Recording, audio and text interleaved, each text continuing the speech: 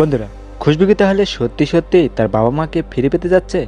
এবং বন্ধুরা, খুশবু যদি সত্যি সত্যি তার বাবা মাকে ফিরে পায়, তাহলে খুশবু আর রিশাদের বিয়ের মধ্যে যে কাঁটাটা আছে সেটা আর থাকছে না।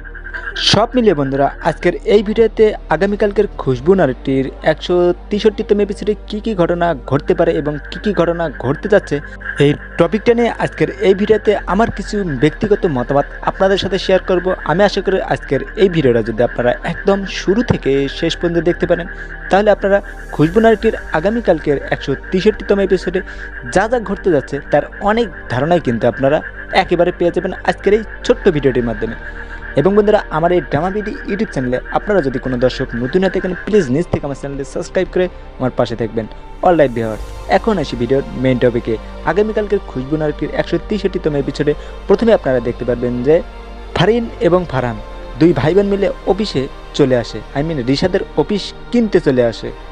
আর সেখানে মিস্টার করিম আর সাগর তো তাদের সংবর্ধনা জানানোর জন্য একেবারে হই হুল্লোড় কাণ্ড করে বসিয়েছে। কারণ এই মিস্টার করিম এক নাম্বার ওয়ান একজন তেলবাজ মানুষ, আর এই করিমের তেল দেওয়া ছাড়া আর কোনো কাজ নেই।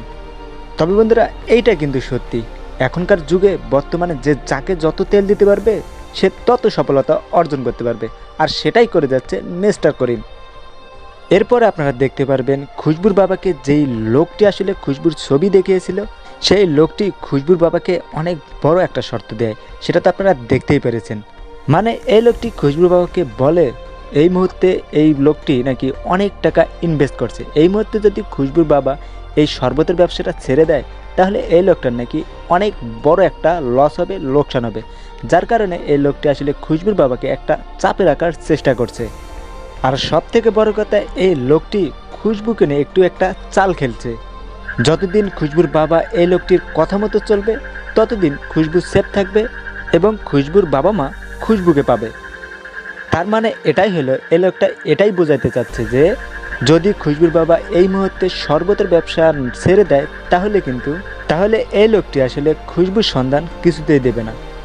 এক কথায় বলতে গেলে বন্ধুরা, খুশবুকে নিয়ে এখানে একটা বড় ধরনের চাল চালছে এই লোকটি।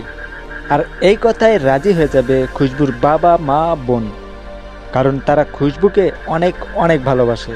আর হ্যাঁ বন্ধুরা, আপনাদের কাছে ছোট্ট আমার একটা চাওয়া থাকবে, সেটা হচ্ছে রিশাদের যে ফ্যাক্টরিটা আছে এই ফ্যাক্টরিটা ইতিমধ্যে বিক্রি করা হচ্ছে। আপনাদের কাছে কি মনে হয়, এই ফ্যাক্টরিটা কি বিক্রি করা হবে? অবশ্যই আপনার এই ছোট্ট মতামতটি আজকের এই ভিডিওতে কমেন্ট করে জানিয়ে দেবেন।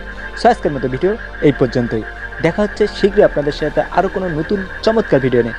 আমার সেই নতুন চমৎকার ভিডিও আসা অবধি আমি দোয়া করি আপনারা সকলেই খুব ভালো থাকেন। আল্লাহ হাফেজ।